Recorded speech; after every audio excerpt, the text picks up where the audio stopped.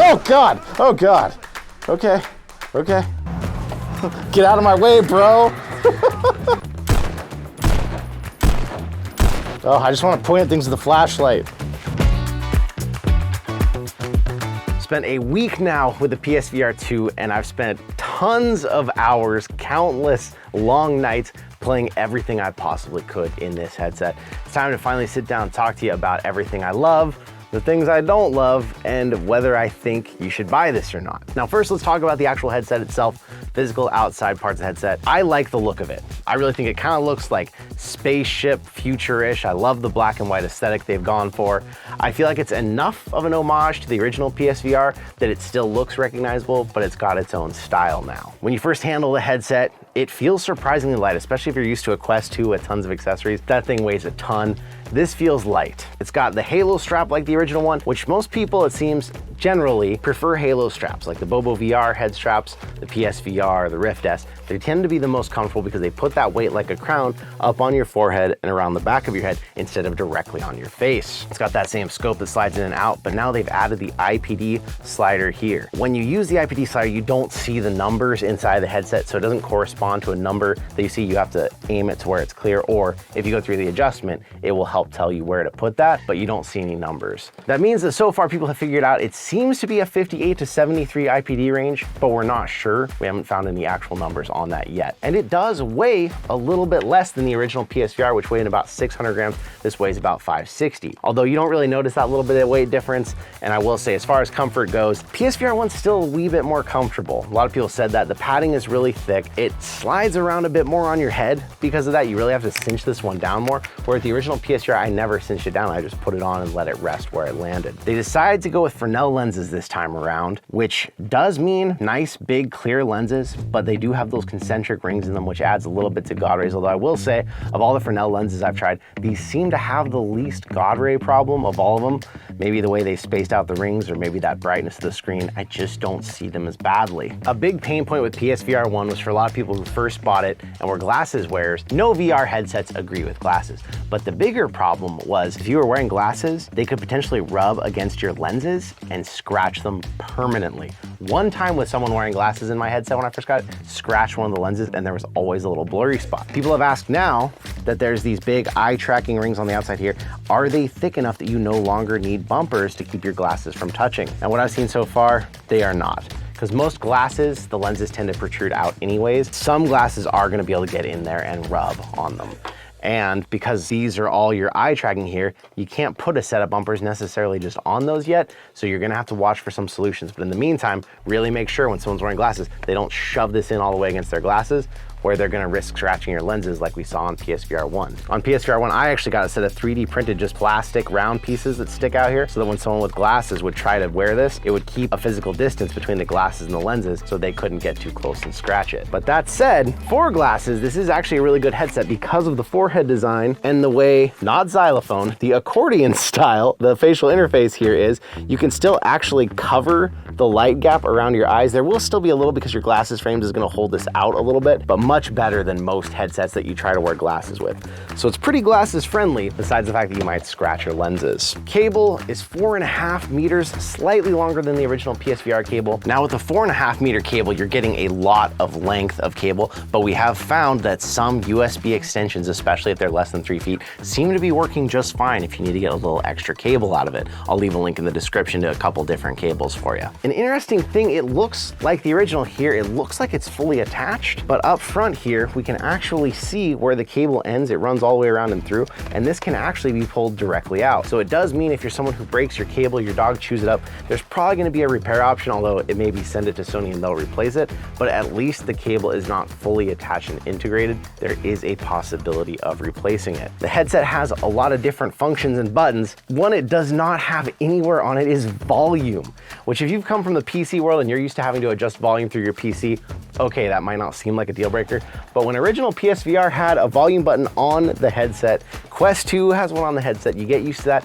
how is there no volume anywhere on this thing? Look at what it takes to adjust the volume here. You have to press the PS button, you gotta go down, you gotta navigate over to where the audio is, you gotta choose that, you gotta go down again, click on volume, and from there you can adjust the volume. A pretty big step away from the old system that had a volume rocker directly on the headset, or if you had the very old PSVR, it was on the wire that you could easily change the volume. But speaking of volume, there is a microphone for in-game chat, and when you first get this, your microphone is way too sensitive, way too loud, and it pops really bad even in normal use. There is a setting on your PlayStation you need to go into. You need to go down to the mic settings and you need to go to mic volume. And I actually turned mine all the way down to the bottom. Everyone I was gaming with said it was still loud enough they could hear me, but I was no longer popping every single time I talked. It's got the new function button, which can be used obviously to go straight into pass-through whenever you need to, which is really cool. Although warning, if you are in-game chat with people, you press this button, you won't hear the game anymore. You won't hear the chat anymore. Your mic is still hot. They will hear you. So if you go into a quick pass-through to try and cut a fart, they're gonna hear it, be laughing when you come back. Power button obviously on the bottom. A cool feature, when you press the power button, when you turn this thing on, the headset rumble shakes to show you it's on and just give you a little reminder. The headset's there. We talked about the IPD slider and the scope. This up here, for anyone who doesn't know, those are vents right there to help keep your lenses from fogging up. And I've got to say, in all the sweaty gaming, everything I did this last week, even if it was cold or hot in the room, I didn't have the lenses fogged. So this vent seems to be doing its job. 3.5mm audio port, comes with its own headphones. They're okay. Most people will probably be okay using them, but if you want quality audio, you're gonna replace them. And then of course the ports where you can stow those in between use. When it comes to the optics and the VR experience inside the headset, they say these have a 110-degree field of view versus 100 on the PSVR 1. I will say the field of view is noticeably a bit wider, although you will still see a blackboard on the outside.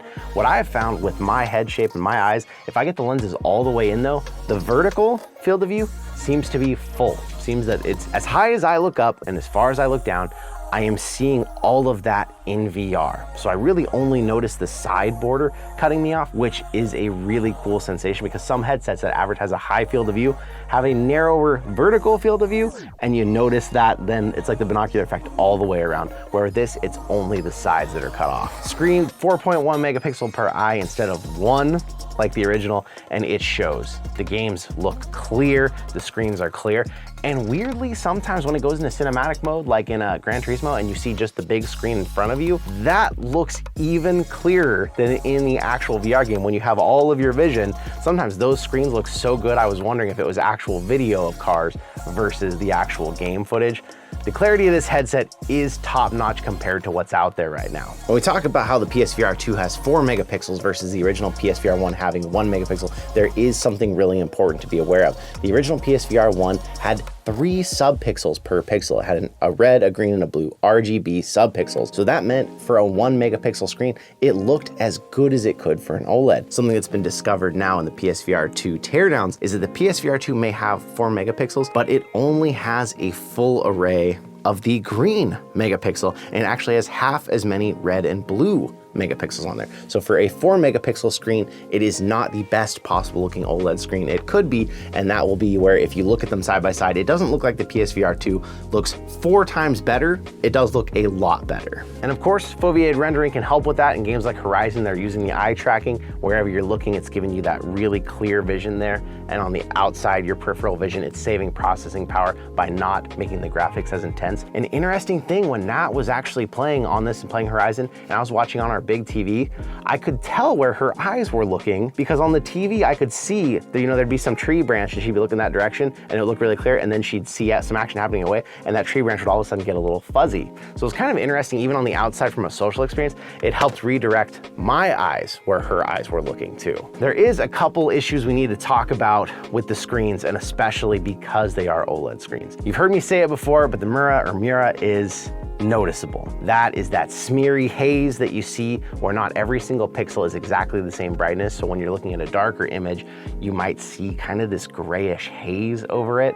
That's noticeable. Near the very edge of the lenses, there's something happening with the optics of the screens where you see images start to double. We'll get a good demonstration here on the screen of what I'm saying, but it's almost like if you were to see like a cactus, and as it goes out of your view, just before it reaches out of your view, you start to see the other edge of the cactus and it merges together with that. Kind of like when you're looking at 2 mirrors and there's a space in between two objects that you're seeing in both of them, and then it merges together. We'll get a good video on the screen to show you that because it's weird, but it's something I noticed. OLED smear is something else that's talked about. That's if a pixel turns completely off in a black image and then it doesn't turn back on fast enough, you might see blacks kind of smear across the screen. Good example is in Gran Turismo, when you're driving fast and people are flying by, if you actually try to look at the people, you'll notice that you can you see the person clearly, but there's a little bit of a halo outline of them that is somewhat transparent on either side as they're zipping by. Takes you out a little bit. It's not a detail you're gonna notice, but for those of you who are serious tech enthusiasts,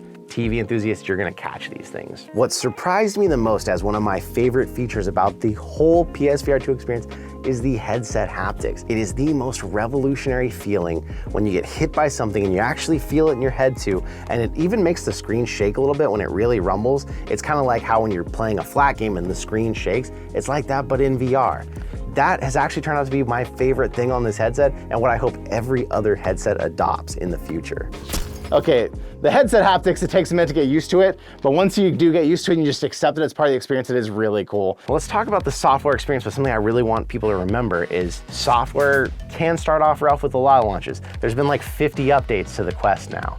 The PSVR 1, when it came out, the tracking was really rough. Kind of moved like this when you were holding your hand still. And a couple months later, they updated it, and then it just moved like this. So keep in mind, anything with software can change, and it hopefully will. The software is gonna feel really familiar if you're already a PS5 owner. When you get into this, you see a big screen up in front of you that is just your home screen on your PlayStation. But the thing about that, if you've come from a PSVR 1, it's fine. That's how you're used to navigating, it's not gonna be an issue.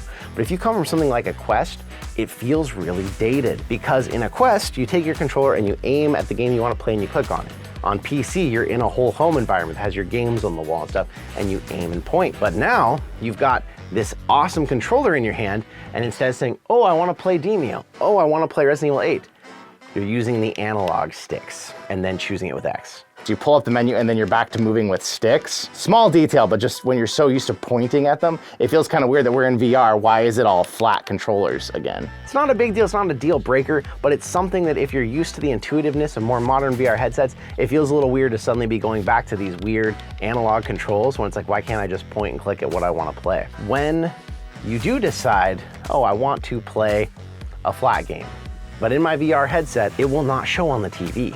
Now, it's probably not a lot of case uses where you're gonna be doing that, but it's a weird detail that was lost between PSVR 1 and PSVR 2. And not only flat gaming, but there's a lot of times you're in a menu or you're in the end user license agreement when you open a new game, and everybody in the room is excited, wanting to watch what you're doing in VR, and you're sitting there scrolling to the bottom of the license agreement and accepting and going for it. And all that time that you see that inside the headset, the social screen is just completely black. Is it capturing the pass-through or no? Yeah. Which is weird, because it was like with the PSVR, the original one, everything was always on that screen that you were doing, except for 3D movies, which you can't watch anymore on here because 3D Blu-rays don't work on PS5. A small detail, but something else that was lost in translation from PSVR 1 to 2. But it is nice that if you're in a game already and you go into pass-through, that still shows on the TV. And something that we just actually tested, pass-through is clear enough to respond to a text message. It's not the ideal way. I would probably still more often pull my scope out and lift my headset up a little bit. But if you get your phone close to the screen, and usually if I closed one eye, I could easily read everything on my phone.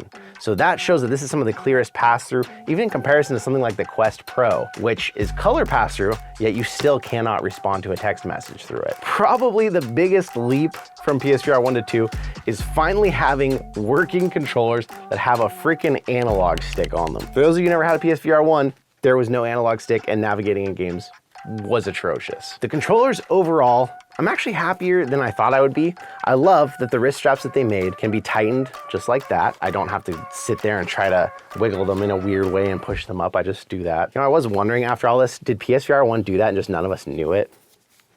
Nope. That would have been a revelation all these years later. I think the controllers look really cool. They have analog sticks, which from PS4 on, that's all we really wanted, so everything else is just gravy. The adaptive triggers are awesome. When you're using those in a game like Pavlov, especially in like a gun game where you're switching from gun to gun to gun, it feels like every gun is slightly different because of the way the trigger pulls. Having pressure on a trigger when you're pulling it, it just really adds to it. I like that a lot. The grip buttons, when I first tried these, I really liked that it was just a single click and you knew, okay, I'm gripping it, I'm not gripping it, I'm gripping it. But when it comes to games where you have to hold a gun all the time, you're having to hold decently hard, and over time I found that I was loosening up just enough that I was dropping my guns. Nope. No, come here. Some games are trying to solve that, or unintentionally tried. Pavlov doesn't even have an option yet where you just hold the gun all the time. In Pavlov, you click to grab a gun, and if you want to drop the gun, you have to click it again. Which to me is really immersion breaking, because I want to feel like if I'm holding the gun, I'm holding it, and if I let go, I want the gun to drop. But I can see with the difficulty of having to hold this for all that time while you're playing around, maybe that makes sense. The button placement, I do have to question a little bit. This makes sense, this makes sense. This right here doesn't make great sense. You feel like this should be a start button, or you just unintentionally bump it with the bottom of your thumb, and you keep pressing this when you're trying to press this start button or the options button, which feels like it's a long ways out of the way. It's a minor gripe, and people with different hand shapes might never have an issue with this, but I've seen other people talking about how they keep pressing this button when they don't mean to, or they press it instead of this, and it's just kind of an odd placement for that. I almost feel like the options button should have been more accessible, and the PlayStation button should be harder to press. Although you have to press the PlayStation button every time you want to change the volume, so maybe it made sense to have it close at hand. These are hard when you're blind and your headset's on and you can't see what you're doing to get on your hands. If you kind of pull these up, that's what I'm used to doing from the old one, and you grab and you can't see what you're doing, you feel around and you feel around and you can't really find what you're doing. But luckily Sony's built in a few things where automatically when you first put your headset on, it says get your controllers, and it leaves you in pass-through to see them, so you can see where you're trying to grab. And then when you try to grab, it differentiates on the screen which one's which. It says L and R. Because if you look at these just sitting there, it may not be very clear which one's left and right. It tells you that. So they're trying to help you there. And for people who are concerned, oh, that wrist thing might not fit their hands. I've got decent sized hands, and I can get both of them in one controller. So I don't think you're gonna have a problem at all with size in that respect, but I will say I've seen some people saying they feel like they're having a hard time getting their thumb back far enough to press things, and even there I'm seeing it's starting to hit that ring, or they're having a hard time just keeping their thumb down low enough to reach buttons. So your hand shape and actual length of your fingers might affect you more than your actual size of hand and wrist, because there's no way. If anyone can't get their wrist inside this thing, I wanna meet that person, because they've got a freaking massive wrist. I seem to be getting 5 hours out of these so far, but at about 4 hours, it starts to tell me, hey, they need to be charged, but I can get at least another hour, maybe a little bit more out of them before they die, which for me is more than enough time. But I would highly recommend everyone consider a dock or something. You don't want to be plugging one into your PS5 and then waiting for it to charge and then unplugging it, plugging in the other one. I prefer to have them both in a dock, ready to go. And as we've learned from other VR headsets, having your batteries always topped up and full when you go to play usually helps you have less tracking issues. That voltage is good and high, it's ready to go. So I would recommend getting a dock for that sake. If you do happen to run out of battery, I did test, you can play games while these are plugged in. It'll say for your safety, unplug them. But I mean, you could theoretically put a battery pack in each pocket and run them to each controller and keep playing while they're charging. It's an option, I don't recommend it. The controllers haven't been completely without their own tracking issues so far. Like the Quest, you've got 4 cameras on here aiming outward. One problem that I've noticed, I've said this before, depending on what kind of games you're playing and where you're going, if you're doing something like a bow, and even if you're just pulling it back to your mouth, like people say is the right way to go, look how far out here the closest camera is right now. It's gonna lose sight of that a little bit. You see that when you're using the bow and horizon, the backhand wants to drift a little bit and pull back. You could try to be like this and like keep it in view, but you are gonna run into some occlusion, which is when the headset can no longer see the controllers and it loses sight and therefore loses tracking. Even when it can see the tracking, I've ran into a few problems with tracking. I had one in Pavlov where no matter what I did, my right hand was just all over the place. This is me holding the gun still right here, and this is what it's doing. It's all over the place right now. And I'm worried it's because the controllers are hot. Oh my God. I can't shoot with this like this. I can't even aim forward. Look at this. Look at this. I can't even shoot. And I could not. I shook them, turned them off, turned them on. I just could not get my right hand to come back. It was bouncing all around. Software updates can potentially figure out what this is and fix it. And something that we learned about the tracking that was really interesting that we'll show you here with the IR camera. The IR lights are not only in this outer ring like people expected, but they actually run all the way up. So it does have the potential to see further out here, but again, if you're looking out from a camera perspective, you're not really seeing these at all unless you're like this or something where those are gonna show. But they did try to take the tracking lights all the way they could to help with that. There's also a controller issue that so many people on Reddit are having the issue they've made their own mega thread just to talk about it. And that's a weird thing where these buttons are working in menus, and when you go into a game, they don't. For those of you who don't know, any PlayStation controller, not just these, if you hold the PlayStation button down for 10 whole seconds, it feels like an eternity when you're doing it. The controller will turn off, and then you press it again, you turn it back on. And that seems to be temporarily resolving that issue, but I'm hopeful they'll figure out what's causing that and fix that, because there's enough people that are having this issue that it's kind of deal breaking for those people who've experienced. I haven't had it yet, but I have had the hands running around. And I've also had the issue where standing in front of my TV, it's losing tracking. For those of you who don't know, that is an issue. If you have a big TV, if it's bright and that image on it's changing all the time because you're inside of VR, it's confusing the headset because it's trying to pinpoint tracking onto your TV and see what the heck that is. Sony have built in a solution in the PlayStation menu under accessories, under PSVR 2. You can enable a mode that helps with that tracking, and what it does is it puts a border around your TV that's actually made up of like the little Sony symbols. And it actually kind of reminded me of back when we were at zero latency, how their walls had all these weird black and white patterns that was actually to help with inside out tracking. Well, now they've gone and done something like that for your TV, but you have to enable it. That is something that I may actually have to use on my TV, but it kind of messes up the social screen experience when everyone in the living room is, instead of looking at your TV and that, now they're looking at this smaller image with the border. Another solution is don't face your TV. You don't have to anymore. There's no camera to stare at like there used to be, but if you're playing a game where you're turning anyways, you might end up facing the TV. Another thing in Pavlov I was really expecting was gonna be a problem was these.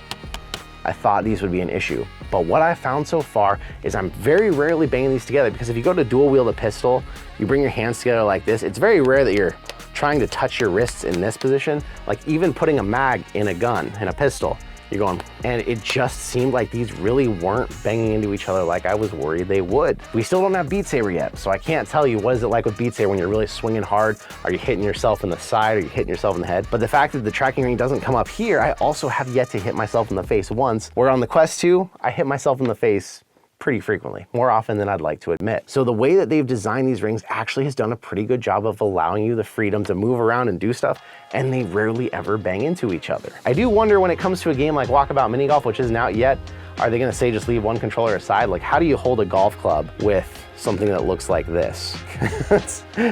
Golf club. You know, with other controllers, it was easier to simulate a golf club. These definitely don't, but Walkabout Mini Golf's great. If it comes out, I would still check it out. When it came to the actual headset tracking of the room, besides the occasional TV issue, it seemed to do a pretty good job of mapping out the room. You even see it mapping, which is really cool to see it do that. One thing that it had a big problem with was my green screen, which makes sense. The whole point of a green screen is for it to be one color for a computer to easily be able to cut it out of your background. So if I was looking at the green screen, it kept wanting to lose tracking. I could go as far as putting some, you know, lighter green colored duct tape shapes on there if I have to.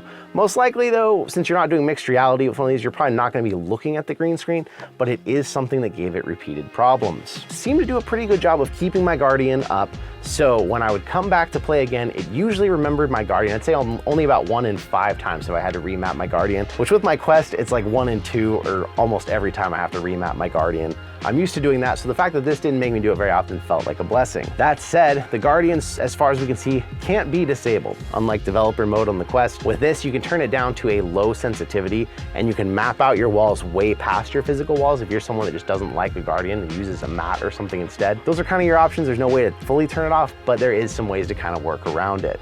That said, they'd recommend never not using your Guardian because you're gonna punch your kid. Ultimately, what's more important than any of what we've covered so far, games. If there's not games to play, there's no point to buying this headset. So what is the game situation like right now? What is the ecosystem like? As much as it pains me to say this, the ecosystem currently is kind of sucky, but it's 1 week since launch. I guess that should be expected. The way it's felt in VR for the last few years is if you were to buy a Quest 2 or a Quest Pro or a PC VR headset, there's so many years of backlog that it doesn't feel like you'll ever run out of games. Tons on there. Where with PSVR 2 not being able to play most PSVR 1 games, and few PSVR 1 games so far have gotten an upgrade to be able to play, it feels like you're completely starting over. I had like 300 PSVR 1 games. I have a ton on the Quest. So to come to this and have about 40 titles right now, 30 or more of those were already available on the Quest. I already played a lot of them on the Quest. It feels like you're basically stuck with the big hitters. The No Man's Sky, Resident Evil 8, Gran Turismo 7, and Horizon. The new ones, the ones that are mostly exclusives, are ones that couldn't run on Quest. And it's something to get you started, but for now, it feels light. If you've never owned a VR headset, that library would be a lot to start with. And it might be a little overwhelming even, especially with how much the games cost. And so you'd probably have tons of content. But for someone who's been in VR for years, has played most of the games PSVR 2 already had, do I want to spend 30 bucks again to play the same game I've already played? No. I'm looking for what's new or what's exclusive, and right now it doesn't feel like there's a lot of that.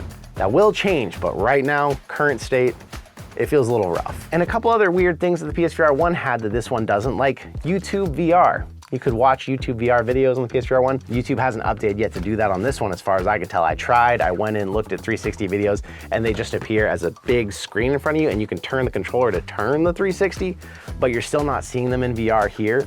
And if you go to live stream on this, I really was expecting to start live stream more games. I thought it would have in-headset chat that you could read like the PSVR 1 did. Nope.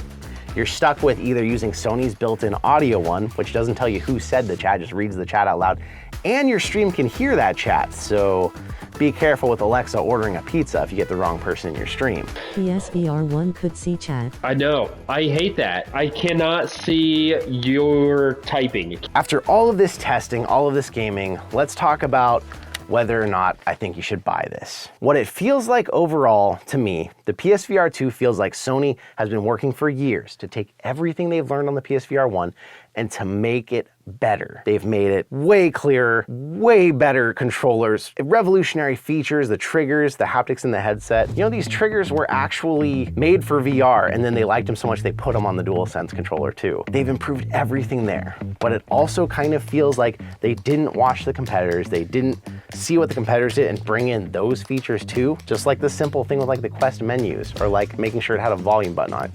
Some of those things feel like they were so focused on making a better PSVR experience, which was the job, they're trying to make a PSVR 2, that it does feel like some things are getting left behind, especially how it seems like most modern headsets this year are gonna have pancake lenses, which allows this headset to just be so small and so clear. Quest 3 is supposed to have them, Quest Pro, Vive XR Elite. These Fresnel lenses, I feel like once the Quest 2 dies out, are gonna feel really dated. On that note, this thing is hooked up to my TV. I don't have to worry about the battery. I can always see what's happening on the TV. Well, most of the time I can. It's easy to put people in. This will probably be the main headset I show off to people from here on out. And I'm happy to have it for that reason, because I show VR to a lot of people. I love sharing it. But that said, for me, if you right now own a PS5, you've never owned a VR headset, and you want to get into VR, buy this headset. It's a lot of money, but if you don't already own a VR headset, there's a lot of games you missed out on that are in the backlog that you can try on this, get it. But if you don't own a PS5, or if you already own a Quest 2, you already have a bunch of games, I gotta say wait. Wait. A PS5 costs a lot of money by itself, they're hard to find, and there's rumors of a PS5 Pro coming, which means the PS5 price might drop. The original PSVR started out at $500 for the bundle, and it dropped pretty quickly in price. When the Quest 3 is announced, if it has pancake lenses and other specs that beat the PSVR 2, that also might force the price to drop, and by then there will be plenty of games to play, hopefully, that you didn't already play on your Quest 2. So ultimately, there's a couple different audiences coming here, but that's my answer. If you are totally new to VR, this is great. It's also wired. If you've had a wireless headset all this time, you got a wireless PC headset, and you got all the games PC can have, it might feel tough to come back to this. I've been surprised at how annoying I find this wire, and I've got all kinds of cable management solutions made to keep the wire off me. I will show people this headset, and I have a feeling most of them will buy the Quest, or they'll buy the Quest 3, because that's exactly what's happened with every other headset that I've shown to people that has a cable on it. VR enthusiasts are okay with the cable, but the masses, most people, want that wireless experience, and I get it. So what do you think? Have you gotten one? Is this video swaying how you felt about getting one? Are you holding out for the news of what's gonna happen with Quest 3? I would love to know in the comments down below. We've covered a lot of information. If you need to go back and go through another section, it's all here for you, so don't worry about that. We've said a lot, but if there's anything else I haven't covered, drop it in the comments and I'll do my best to answer all your questions about it as well. Overall, I'm still excited to have it, but I'm basically gonna be spending my time in those 4 major new games until more games come out. Astrobot 2 and Farpoint 2, please, please. But thank you again to all of you for being here watching. Thank you for Sony for sending us, not this one, but they sent us another one that we do have over there. We are so close to 35,000 because of all of you, so thank you once again. And I will see you in another reality.